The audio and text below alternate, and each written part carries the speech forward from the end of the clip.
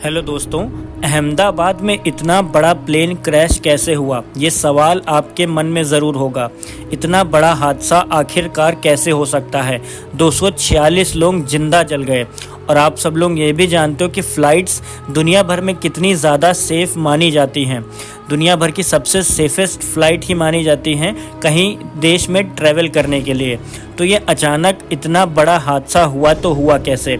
इसी जांच को यहाँ पर लगातार यूएस भी कर रहा है, यूनाइटेड स्टेट्स भी इसी जांच में जुटा है, ब्रिटेन भी जुटा है और भारत की एजेंसियाँ भी जुटी हैं। तो इसमें क्या रिपोर्ट्स आई हैं, इस बारे में मैं आपको इस वीडियो में बताऊँगा। वीडियो को लाइक करो, शेयर करो, चैनल को सब्सक्राइब करो। 28 घंटे बाद मिला है ब्लैक बॉक्स। असल में ब्लैक बॉक्स क्या होता है, सबसे पहले मैं आपको क्लियर कर देता हूँ। ब्लैक बॉक्स एक प्रकार का इमरजेंसी किट टाइप का होता है।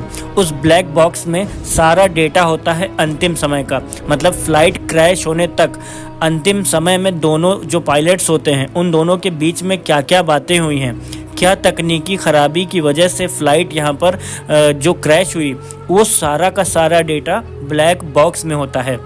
वो डेटा बरामद हो चुका है जहाँ पर प्लेन क्रैश हुआ था, और उसको जांच करने के लिए यूएस से, ब्रिटेन से और भारत की नई नई प्रकार की एजेंसियां जांच कर रही हैं लगातार कि असल में इतना बड़ा हादसा हुआ तो हुआ कैसे।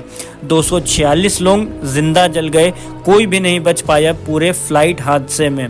इतना बड़ा हादसा कैसे हुआ? अहमदाबाद में गुरुवार को 13 जून 2025 को हुए एयर इंडिया के प्लेन क्रैश ने पूरी दुनिया को झकझोर दिया है। हादसा इतना भयानक था कि मृतकों की पहचान कर पाना भी काफ़ी मुश्किल था। आप सब लोग जानते हो कि सबके सब जिंदा जल गए थे, तो ऐसे में डीएनए के अलावा कोई ऑप्शन नहीं है लोगों की बॉडी को पहचानने का।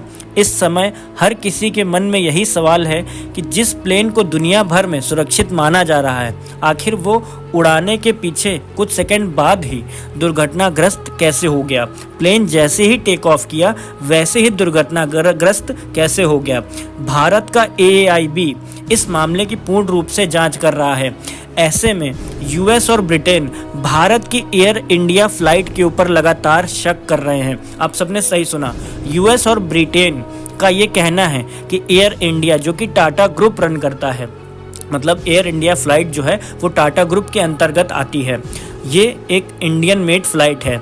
तो इसके ऊपर यूएस और ब्रिटेन अपनी अपनी प्रतिक्रिया दे रहे हैं। इनका कहना है कि मैं जांच करूंगा स्वयं से आकर के कि इतना बड़ा फ्लाइट हादसा हुआ तो हुआ कैसे।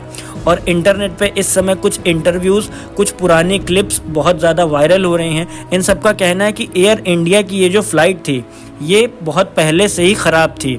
ये जो फ़्लाइट थी इसमें कुछ ना कुछ प्रॉब्लम्स लगी रहती थी। एयर इंडिया की बोइंग 787 विमान जो ये था जो क्रैश किया है, इसमें एयर इंडिया की गलती है।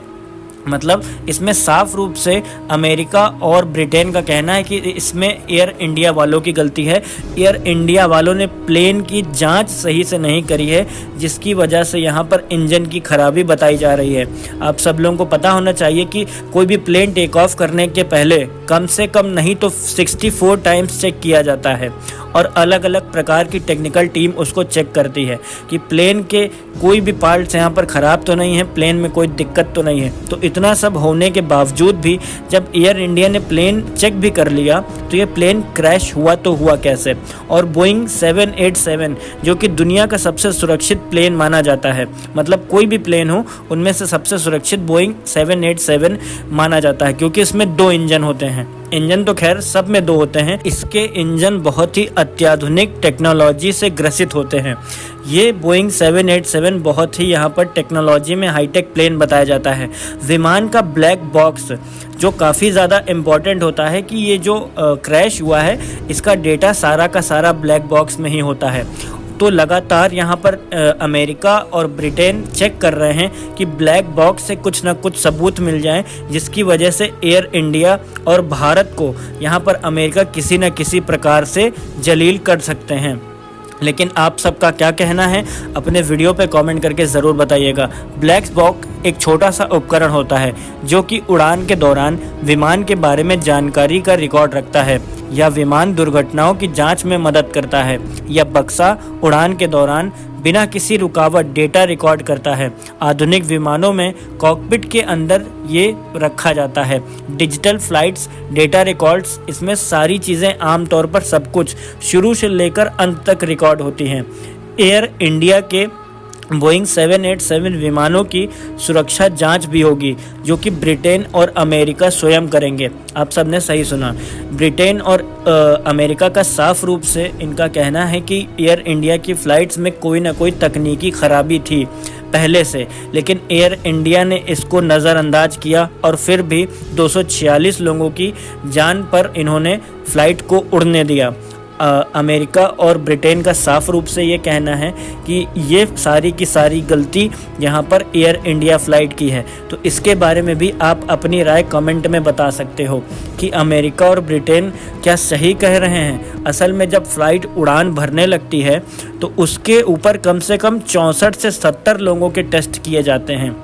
मतलब पूरा प्लेन शुरू से लेकर आखिरी तक कम से कम 70 लोगों द्वारा जांच किया जाता है, जिनको टेक्निकल टीम कहते हैं।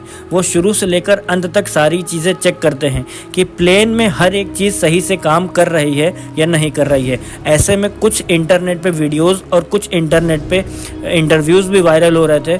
उनका साफ रूप से कहना था कि ये जो बोइंग 787 फ़्लाइट थी जो क्रैश हुई है अहमदाबाद में, जिसमें जान गई है 246 लोगों की, ये फ़्लाइट पहले से ख़राब थी, लेकिन इसको एयर इंडिया वालों ने नज़रअंदाज किया। मतलब फ़्लाइट की ख़राबी को नज़रअंदाज किया। फ़्लाइट में छोटी मोटी ख़राबी थी कि एसी वेंटिलेशन से पानी यहाँ पर निकल रहा था, फ़्लाइट के डोर काफ़ी अच्छे से लॉक नहीं होते थे, फ़्लाइट में कहीं से भी पानी बह रहा था, फ़्लाइट के बाथरूम में भी काफ़ी ज़्यादा दिक्कत थी। तो जो भी एयर इंडिया में पुराना स्टाफ था, उन्होंने अपने इंस्टाग्राम रील के जरिए ये सारी इन्फॉर्मेशन दी थी। लेकिन ये सारी इन्फॉर्मेशन इतनी रिलायबल नहीं है कि किसी भी एयरलाइन कंपनी पर इतना बड़ा इल्ज़ाम लगाया जा सके, क्योंकि आप सब लोग जानते हो कि एयरलाइन वालों का धंधा ही चलता है तो अपने कर्मचारियों की वजह से, अपने कस्टमर्स की वजह से। और आप सब लोग जानते हो कि टाटा ग्रुप इतना बड़ा ग्रुप है, वो इतना ख़राब काम नहीं करेगा।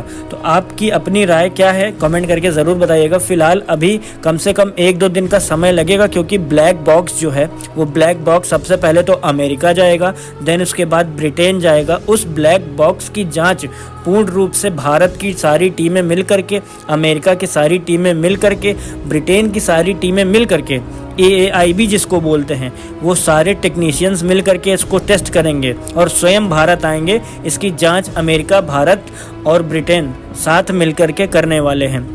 लेकिन अमेरिका और ब्रिटेन भारत के ऊपर दबाव बना रहा है कि ये गलती भारत की एयरलाइन कंपनी एयर इंडिया की थी। तो आप अपनी राय कमेंट करके बता सकते हो। वीडियो अगर पसंद आए तो वीडियो को लाइक करो। फिलहाल मैं इतना ही कहना चाहूँगा कि मैं बहुत ज़्यादा पर्सनली दुखी हूँ, क्योंकि 246 लोग जो जिंदा जल के मर गए, उन्होंने एक सांस में भी नहीं पता था कि उनकी मौत कुछ इस प्रकार से होगी। तो उनके लिए मैं बहुत यहाँ पे दुखी हूँ और उनको मैं सलामी देना चाहता हूँ कि ऐन मौके पर वो लोग यहाँ पर कुछ भी नहीं कह पाए, अपने परिजनों से भी नहीं मिल पाए। तो उनके लिए मैं काफ़ी ज़्यादा परेशान हूँ। उनके लिए आप अपनी राय कमेंट कर सकते हो और उनको श्रद्धांजलि मैं स्पष्ट करता हूँ पूर्ण रूप से, और उनकी आत्मा को ऊपर वाला शांति दे। जय हिंद, वंदे मातरम।